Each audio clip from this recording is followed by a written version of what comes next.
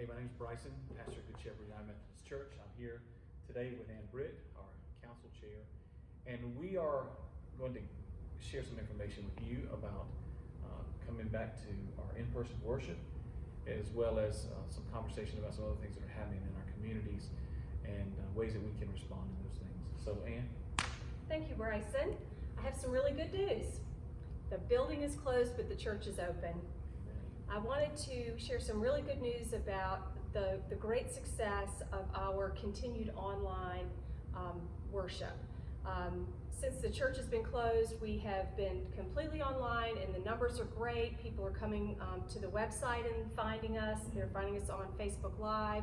We have asked for folks to log in and let us know that they're there, and so we've been encountering some new people. Lisa's been in touch with them, so that's a really good thing. Our congregation has been extremely faithful during this time, Yes. and so we've been able to cover all of our expenses, which is very important. And the good work of our church continues with outreach and mission, and so that's a really good thing. Yes. So when are we going to be able to come back in person? Well, we've been talking about that a lot, and the conference has given us some very specific guidelines, and so what it would take for us to come back right now is kind of tough, because we wouldn't be able to have children under 12, we'd have to wear masks, we'd have to sit far apart, so not many people would be able to come, and we couldn't sing at all.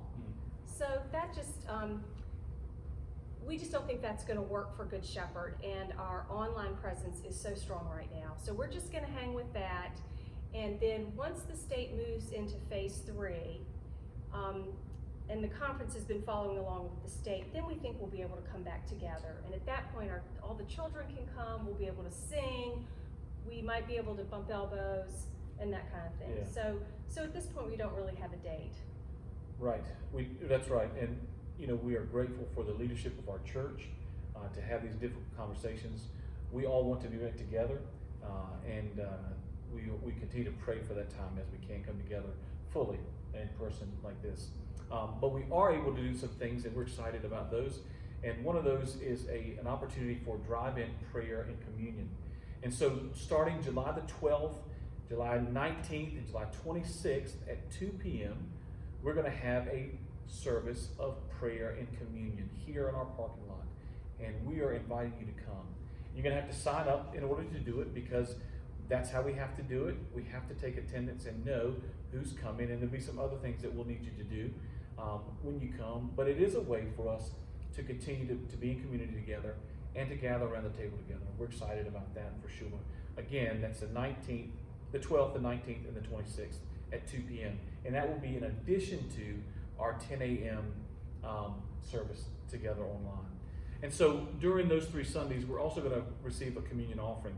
And that communion offering is going to go to support the PACE Center at VCU, which is the United Methodist presence on that campus. And in the light of recent events of the rioting that's taken place in Richmond, the PACE Center has been vandalized pretty badly. And that's one way that we can make a quick impact and help that community and a faithful response. We're also looking for other ways for us to respond to the conversation over this death of George Floyd, as well as the continued conversation on racism in our community, and how we might respond to that faithfully as a church, as individuals, and as a corporate church body. And so in light of that conversation, and we are continuing to be in the middle of a global pandemic, and so many other conversations and things that are happening in our community, we're going to have a time to gather for worship and prayer and lament on June the 9th at 7 p.m.